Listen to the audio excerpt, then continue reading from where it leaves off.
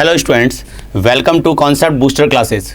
जैसा कि last class में हमने फर्स्ट ऑर्डर रिएक्शंस को डिस्कस किया था, तो उसके बाद कुछ स्टूडेंट्स के कमेंट्स आए थे, सर इसके कैलकुलेशन को सॉल्व करने में बहुत सारा टाइम कंज्यूम्ड हो रहा है, तो कुछ ऐसी ट्रिक्स बताइए जिसमें हम विद इन सेकेंड्स के अंदर इस कैलकुलेशन को सॉल्व कर सकें। तो ट्रिक्स के लिए याद होगा आपको, मैंने एक MTR पॉइंट बताया था। फर्स्ट ऑर्डर के अंदर हमारा हाफ लाइफ का MTR पॉइंट था 0.693 अपॉन के, यानी half life of first order reaction is independent from the concentration of reactant, यानी वो कंसंट्रेशन में डिपेंड नहीं करेगी। तो हम एक आइडिया मान लेते हैं कि इनिशियल कंसंट्रेशन हमारे पास में 100% रिएक्टेंट की, अगर हाफ लाइफ काउंट करेंगे तो ये कन्वर्ट किस में हो जाएगा 50% में। फिर हाफ लाइफ में काउंट करूँ तो ये कन्वर्ट किस में हो जाएगा 25% में। फिर इसकी हाफ लाइफ काउंट करें तो ये कन्वर्ट हो जाएगा 12.5% में, यानी हाफ लाइफ के अंदर ये 50% कंज्यूम्ड होता रहेगा। अब हाफ लाइफ तो हमारी क्या रहेगी, कांस्टेंट रहेगी। तो हम ये काउंट कर लें, ये भी हमारा हाफ लाइफ का टाइम, ये भी हाफ लाइफ का टाइम, ये भी हमारा हाफ लाइफ का टाइम, और इस तरह से कंटिन्यूस क्या हो हाफ लाइफ में कन्वर्ट होता रहेगा। अब मैं फर्स्ट ऑफ ऑल 100 से अगर T50 तक काउंट करूं तो मेरी एक ही हाफ लाइफ कंज्यूम्ड होगी। अगर मैं 100 से 25 पे आऊँ, यानी 25 रिमेनिंग है, तो डिसोशिएट कितना हो गया 75 डिसोशिएट हो गया ना। यहाँ पर 100 से अगर मैं 12.5 पे जाऊँ तो रिमेनिंग कितना है 12.5, तो डिसोशिएट कितना हो गया 87.5। तो इसके भी यहाँ पर हम एक पॉइंट ये लिख देते हैं, यानी यहाँ से 100 से 50 पे गया तो हमारी 1 हाफ लाइफ होगी। अगर मैं 100 से 25 पे जाऊं तो हाफ लाइफ कितनी होगी 2 हाफ लाइफ। अगर 100 से 12.5 पे जाएं तो हमारी हाफ लाइफ कितनी हो जाएगी 3 हाफ लाइफ। ठीक है, इसी तरह कुछ ट्रिक्स मैं आपको बता रहा हूं, उसके भी आप पे आपको कैलकुलेशन सॉल्व करनी है। ट्रिक्स क्या है वो देखिए। फर्स्ट ऑफ ऑल, अगर आपको 75% डिसोसिएशन के लिए वैल्यू निकालनी है तो आप सीधा सा बोलोगे T 75%, ये देखो 25 रिमेनिंग है ना, तो डिसोशिएट कितना हुआ 75, तो सीधा लिखोगे 2 इंटू T 50%, यानी ट्वाइस ऑफ हाफ लाइफ। अगर आपको T 87.5% के लिए वैल्यू निकालनी है, यानी रिमेनिंग कितना रह गया 12.5%, तो आप सिंपल बोलोगे थ्राइस ऑफ T 50%। अब मैं इसी तरह काउंट कर लूँ T 93.75% के लिए, तो 93.75 के लिए हम बोल सकते हैं 4 टाइम्स ऑफ T 50%। इसी तरह मैं टाइम 96.875% के लिए काउंट करूं तो ये हमारी वैल्यू रहेगी 5 टाइम्स ऑफ T 50%। अब मैं काउंट करता हूं T 90% के लिए वैल्यू मेरे पास में, तो 90% में आप फॉर्मूला यूज करोगे तो फॉर्मूला क्या आएगा KT is equal to 2.303 log initial upon final.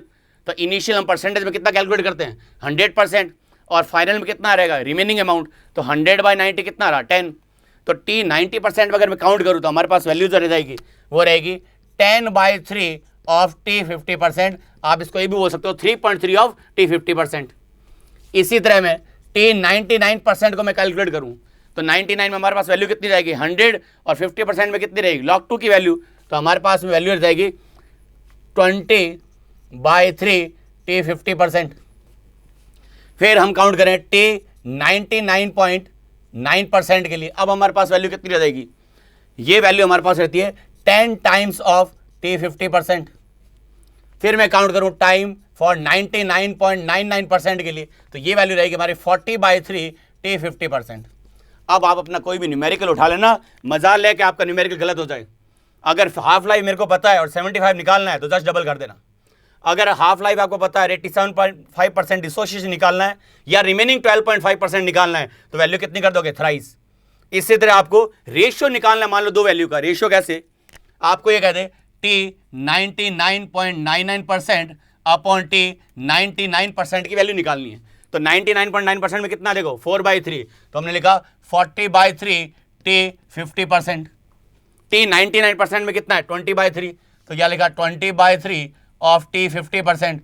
हमारी ये वैल्यू कैंसिल आउट, हमारे पास वैल्यू कितनी रहेगी 3 से 3 कैंसिल आउट, तो वैल्यू कितनी आ गई 2, यानी time for 99% upon time for 99% is twice, यानी 2 वैल्यू आ गई हमारे पास में। तो ये तो हमारी थी फर्स्ट ट्रिक जिसमें आप परसेंटेज प्रॉब्लम को सॉल्व कर सकते हो।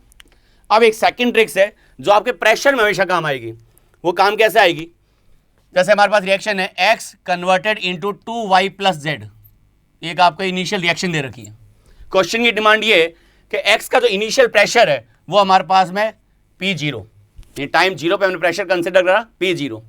After time T total pressure बन गया पीटी, इस पूरी रिएक्शन का टोटल प्रेशर बन गया PT. At the end of the reaction total pressure बन गया पी इनफाइनाइट। इनिशियल प्रेशर है P zero, after time T P T, और at the end of the reaction यानी एक्स जो है वो 100% कंज्यूम्ड हो जाएगा, तो पूरा पूरा कन्वर्ट किसमें होगा, प्रोडक्ट के अंदर, तो उसको हमने बोल दिया पी इनफाइनाइट। अब मैं आपसे ये बोल दूं, find the relation between rate constant and time with the respect of P zero and P T. तो आप क्या करोगे, पूरी कैलकुलेशन अप्लाई करोगे कि इनिशियल पी नॉट, प्रोडक्ट में 0 0, फिर यहाँ पे आएगा पी नॉट माइनस एक्स, तो ये बनेगा 2x और ये बनेगा x, फिर आप फर्स्ट ऑर्डर रिएक्शन को फॉर्मूले का अप्लाई करोगे। तो आपको वो नहीं करना, आपको एक सिंपल सा फॉर्मूला बता रहा हूँ, उस फॉर्मूले का अप्लाई करना है, आपका आंसर 1 सेकंड में आ जाएगा। फॉर्मूला हमारे पास में ये रहेगा, rate constant into T, K into T is equal to natural log N P not minus P not upon N P not minus P T. Simple formula याद रखिए, rate constant into time is equal to natural log N P not minus P not upon N P not minus P T. अब बात आती है sir ये S N का meaning क्या है, तो एन का मीनिंग जो हमारे पास रहेगा वो हम ये काउंट करेंगे, stoichiometric coefficient of product upon stoichiometric coefficient of reactant. अब इसी इक्वेशन में अप्लाई कर लो आप, n की वैल्यू बताओ कितनी होगी, तो n की value stoichiometric coefficient of product 2 + 1 कितना हो गया 3, 3/1 कितना हो गया 3, यहां वैल्यू पुट कर दें तो वैल्यू कितनी आ गई, देखो 3/1 is 3, then k into T is equal to 3 p not minus p not upon 3 p not minus P T. ये हमारा रिलेशन हो गया, सिंप्लीफाई कर लो 2 p not upon 3 p not minus P T, ये हमारा k इंटू टी में एक रिलेशन बन जाएगा। आपका क्वेश्चन सॉल्व हो गया, आपको कुछ करना ही नहीं। नेक्स्ट के अंदर अब ये कंडीशन कब अप्लाई करोगे, ये कंडीशन ध्यान रखना तब अप्लाई करोगे when P0 and PT given.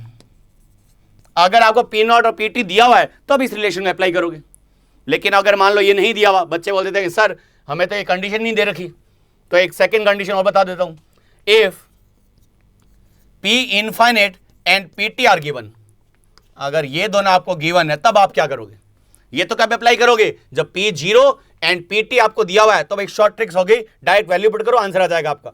लेकिन अगर आपको मान लो P इनफाइनाइट और PT दिया हुआ है तब आप क्या करोगे, तब फॉर्मूला लगाओगे K into T is equal to natural log del NG P infinite upon N2 P infinite minus PT।